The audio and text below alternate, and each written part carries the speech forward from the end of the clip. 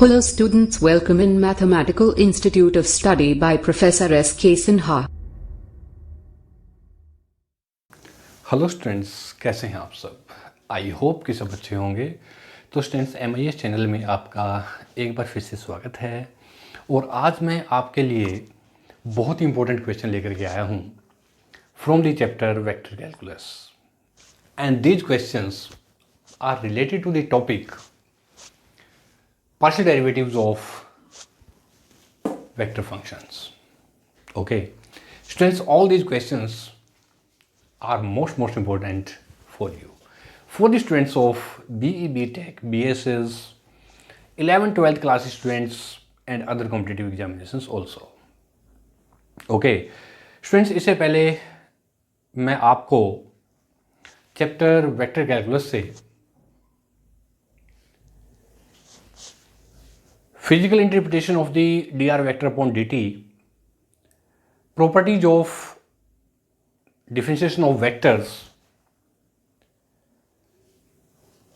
definitions, concepts, notations of the partial derivatives of vectors और उनसे related कुछ most important examples आपको already करवा चुका हूँ, जिसका लिंक मैंने अपने YouTube चैनल के डिस्क्रिप्शन बॉक्स में ऑलरेडी दिया हुआ है। तो रिवीजन के लिए आप मेरे चैनल MIS इंडिया पे जाके देख सकते हैं। ओके, तो स्टूडेंट्स, आज मैं फिर चैप्टर वेक्टर कैलकुलस को कंटिन्यू करते हुए आपके लिए कुछ इंपॉर्टेंट क्वेश्चंस लेकर के आया हूँ। तो उम्मीद करता हूँ कि आप इन क्वेश्चंस को बहुत अच्छे समझेंगे और इनकी प्रैक्टिस करेंगे। तो चलिए स्टूडेंट, विदाउट टाइम इसे स्टार्ट करते हैं। Most important questions from the partial differentiation of vectors. But before starting these questions, first of all subscribe my channel and press the bell icon ताकि आपको मेरे हर एक लेक्चर की update video time to time मिलती रहे। मैं professor S के Sinha MIS channel में आपका स्वागत करता हूँ। तो आइए स्टूडेंट्स, आज कुछ नया करते हैं। ओके, क्वेश्चन नंबर 1 है, if f vector is equal to x square unit vector i y square j plus z square k so that fx fy fz vectors are perpendicular to each other. ठीक है ना, एक दूसरे के perpendicular. बहुत important question है students, और बहुत बार ये क्वेश्चंस डिफरेंट यूनिवर्सिटीज़ में, डिफरेंट बोर्ड में ये क्वेश्चन एग्जाम में आ चुके हैं। और यही सेम क्वेश्चंस आप आज मेरे चैनल MIS इंडिया में करेंगे। कैसे करेंगे देखिए स्टूडेंट्स, आइए। So first of all, solution of question number 1। Okay, given f vector is equal to x square unit vector i plus y square j plus z square unit vector के, ये आपको given है। तो मैंने इसको ले लिया इक्वेशन नंबर 1। ध्यान से समझिएगा, इसको लिया मैंने इक्वेशन नंबर 1। ठीक है, तो सबसे पहले मैं यहां लिखता हूं differentiating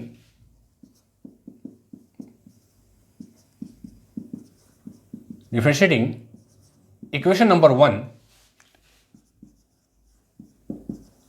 partially with respect to x, treating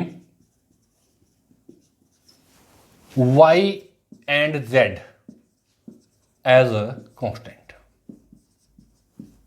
ठीक है स्टूडेंट्स, आई रिपीट कि जो फंक्शन हमारे पास गिवन है f वेक्टर, उसको मैंने सबसे पहले निकाला partially with respect to x। तो विद रिस्पेक्ट टू x निकालेंगे तो जो अदर टर्म्स हैं उनको हम ट्रीटिंग एज ए कांस्टेंट हम उसको ट्रीट करेंगे। तो इसी तरह से मैं लिखा कि अगर मैं इसका partial derivative with respect to x निकाल रहा हूं तो treating y and z as a constant. तो इसका क्या हो जाएगा पार्शियल डेरिवेटिव, देखिए, curly f vector upon curly x, और this also can be written as f vector fx, ऐसे भी लिख सकते हैं हम इसको, is equal to students 2x unit vector i। बाकी हमारे 0 हो गए क्योंकि कांस्टेंट है। Okay, similarly curly f vector upon curly y, अब जब विद रिस्पेक्ट टू y निकालेंगे तो treating x and z as a constant. तो ये क्या हो जाएगा students, f vector y is equal to 2y unit vector j। In the same way curly f vector upon curly z और f vector z is equal to, when we find this partial derivative with respect to treating x and y as a constant, तो 2z unit vector के, ध्यान दीजिएगा आप इधर, समझ में आ रहा है सभी को। First partial with respect to x treating y and z as constant, with respect to y treating x and z as a constant, with respect to z treating x and y as a constant. कितना मजेदार question देखिए. Okay, अब condition क्या कहती है कि they are perpendicular to each other. ठीक है ना. तो परपेंडिकुलर हमने इसको शो करना है कि show that f x Y z are perpendicular to each other. तो परपेंडिकुलरिटी के लिए नाउ फोर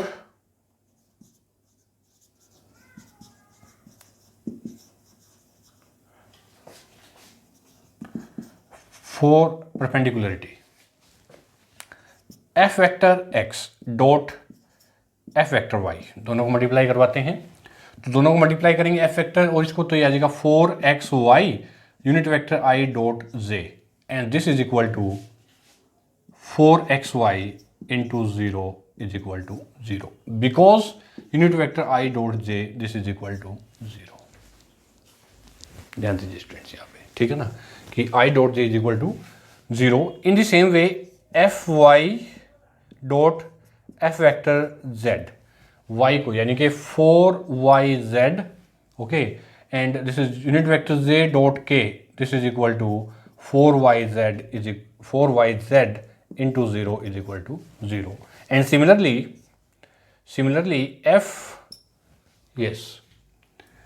fz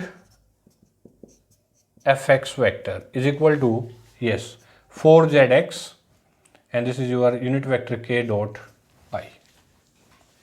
Okay, तो unit vector k dot I this is equal to 4zx into 0 and this is equal to 0. तो देखिए students क्या हो गया यहाँ पे, तो it means fx comma fy comma fz f vector x, f vector y, f vector z, partial derivative f x y z are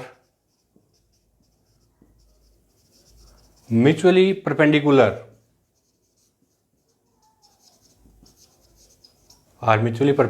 to each other. Hence proved. तो ये था हमारा question number 1. Have you any problem students from this side? Okay, yes, no problem. तो अब इसके बाद हम start करते हैं नेक्स्ट क्वेश्चन नंबर 2. तो आपने उम्मीद करूंगा कि आप साथ साथ में इसको नोट कर रहे हैं, साथ में आप नोट करते रहिए, एक प्रॉपर नोट्स आप यहाँ बनाइए.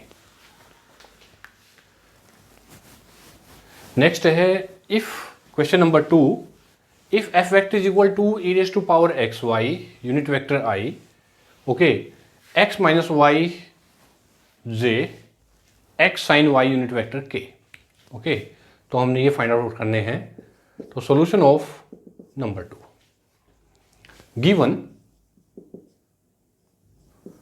F vector is equal to e raise to power x Y unit vector I plus x minus y unit vector j, okay, plus x sine y unit vector के. ठीक है students, ये given है. तो सबसे पहले मैं निकालता हूं यहां पे पार्ट फर्स्ट, करली F vector by curly x.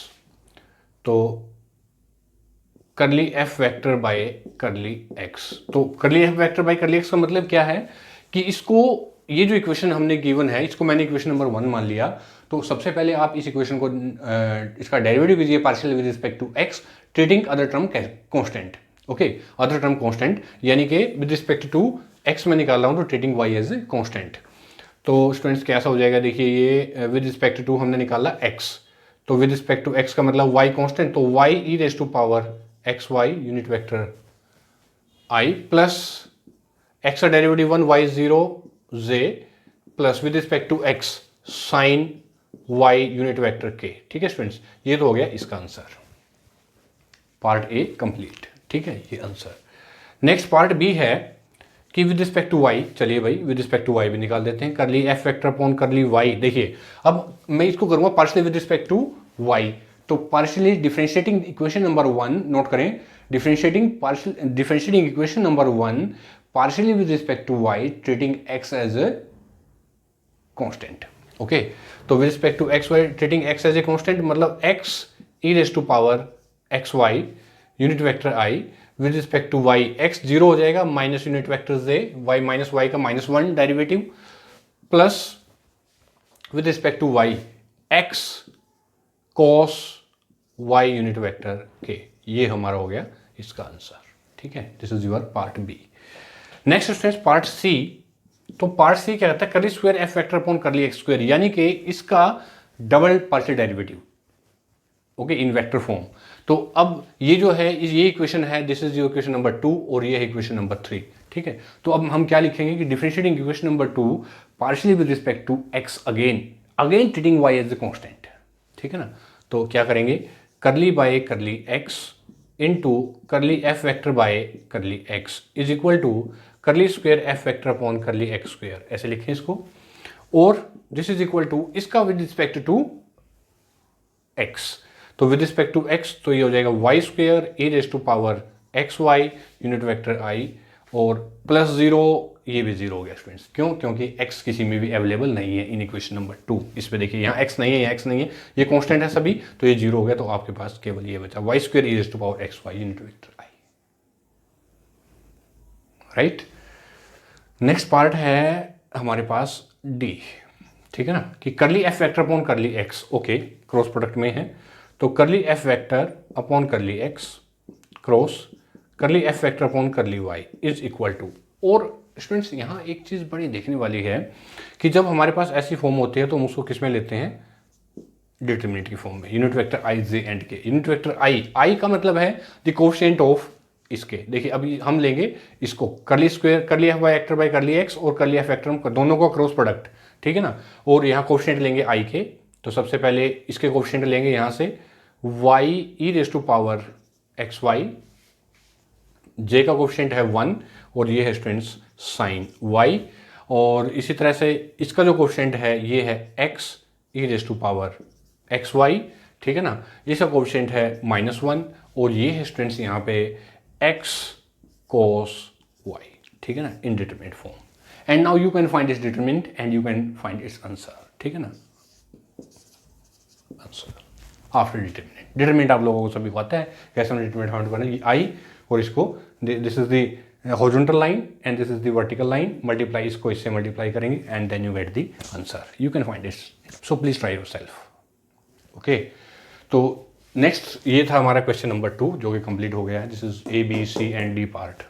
Okay, उसके बाद है स्टूडेंट्स नेक्स्ट क्वेश्चन नंबर 3 कि एफ वेक्टर आपको गिवन है, एफ वेक्टर आपको गिवन है, 2 वेक्टर यहाँ पे गिवन है, एफ वेक्टर और जी वेक्टर। ठीक है ना, तो एफ वेक्टर और जी वेक्टर गिवन है तो फाइंड आउट करना आपने curly F vector by curly x y at 0 0। ठीक है ना, चलिए कोई दिक्कत नहीं है, निकालेंगे इसको। ये भी इंपॉर्टेंट क्वेश्चन है और ये क्वेश्चन भी आया हुआ है, कॉम्पिटिशन एग्जाम में भी आया हुआ है ये क्वेश्चन, और KU के में भी, GJU डी क्रस्ट में भी ये क्वेश्चन आया हुआ है ऑलरेडी, दिल्ली टेक्निकल यूनिवर्सिटी में क्वेश्चन आया हुआ है ये। ठीक है ना, और भी CDLU में क्वेश्चन आया हुआ है ये, हरियाणा यूनिवर्सिटीज़ में। तो कीजिए इसको क्वेश्चन को। तो गिवन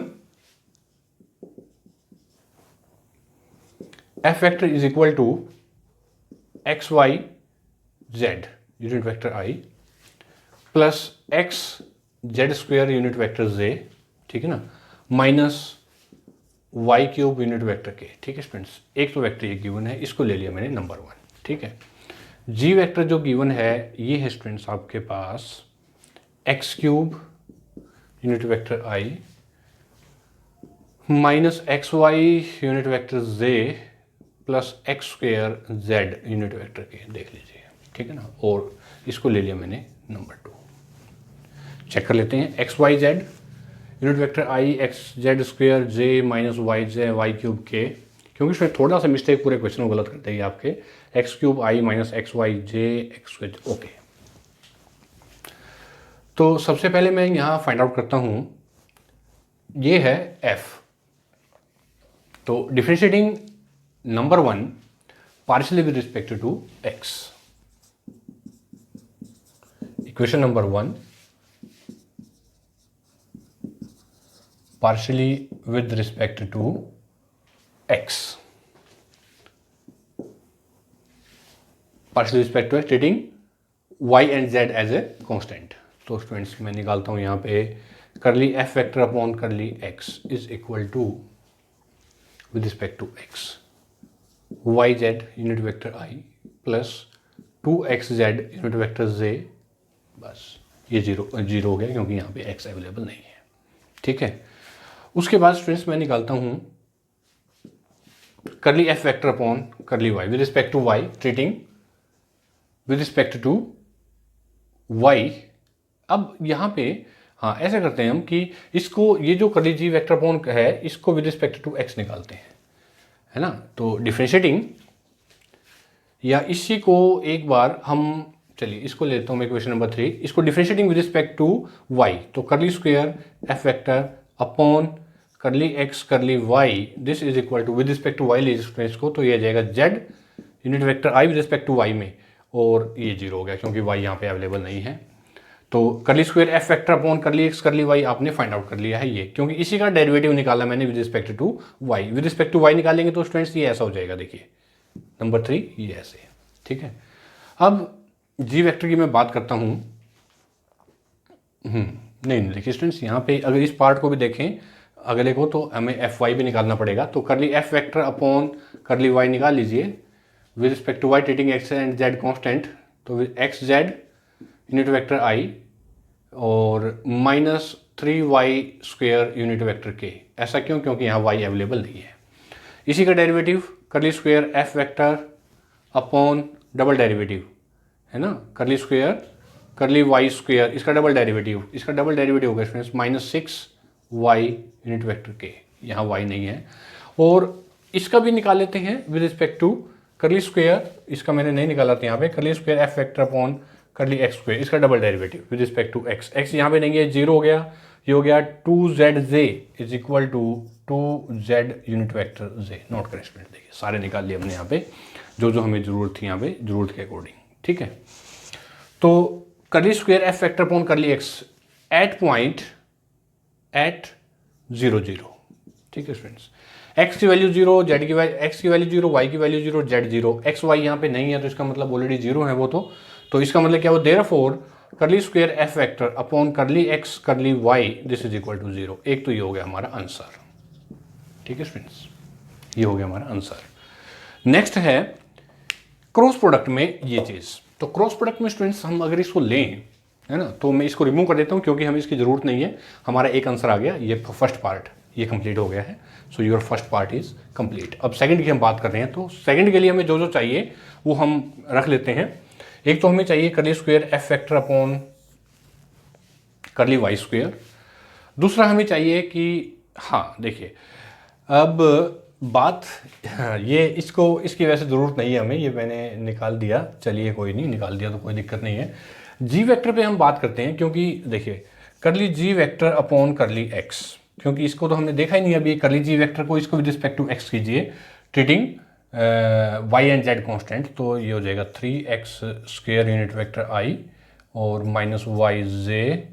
ठीक है ना, और स्टूडेंट्स ये हो जाएगा plus Z with respect to X 2xz unit vector के। ठीक है ना, और अब इसी का double derivative curly square G vector upon curly x square, double derivative with respect to 6x unit vector I, ये 0 हो गया, ये plus 2z unit vector K. Note करें स्टूडेंट्स, ये देखिए, ठीक है ना, देखिए 3x square unit vector I Y J और ये 2xz के, दोबारा डेरिवेटिव 6x 0 और ये 2z के। ठीक है, अब हमें क्या चाहिए यहाँ पे क्रॉस प्रोडक्ट के लिए, करली square F vector upon curly Y square, ये चाहिए और ये चाहिए। ठीक है ना, तो बाकी को हम रिमूव कर देते हैं। ओके, देखिए हमें इसकी ज़रूरत नहीं है, ये आपका एक आंसर हो गया। चलिए देखिए, जो हमें चाहिए उसको हम होल्ड पे रखेंगे, ये है। तो क्वेश्चन नंबर 3 का जो बी पार्ट है, ए पार्ट आपका हो गया जो कि 0 आ गया आंसर उसका। करली square F vector upon curly Y square, cross product में करली square G vector upon curly x square. ठीक है, ये देखिए आपने निकाल लिया यहाँ पे करली square F vector upon curly Y square. तो स्टूडेंट्स क्रॉस प्रोडक्ट में unit vector I J and के। ठीक है, तो आई जे और के, सबसे पहले मैं वाई की बात करता हूँ, तो यहाँ पे केवल हमारे पास ये 0 हैं, सभी आई और जे 0 हैं, -6y। ठीक है, देख लीजिए स्टूडेंट्स यहाँ पे 6yk, i और j 0 हैं कोफिशिएंट, तो i और j 0 0। अब g वेक्टर की बात मैं करता हूँ तो यहाँ पे 6x, y यहाँ पे 0 है और z क्या है, ये k का कोफिशिएंट क्या है 2z है, और ये ऐसे डिटरमिनेंट फॉर्म में। ठीक है, चलिए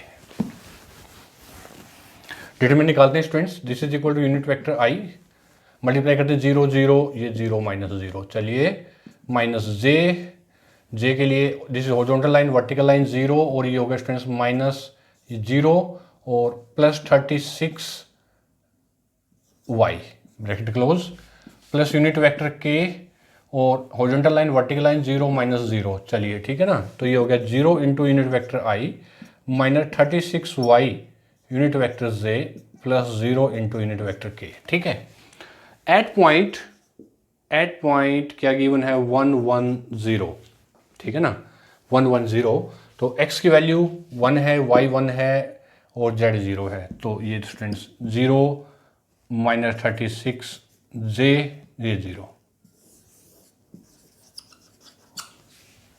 दिस इज योर आंसर। ठीक है स्टूडेंट्स, तो ये थे हमारे क्वेश्चन नंबर बी कंप्लीट।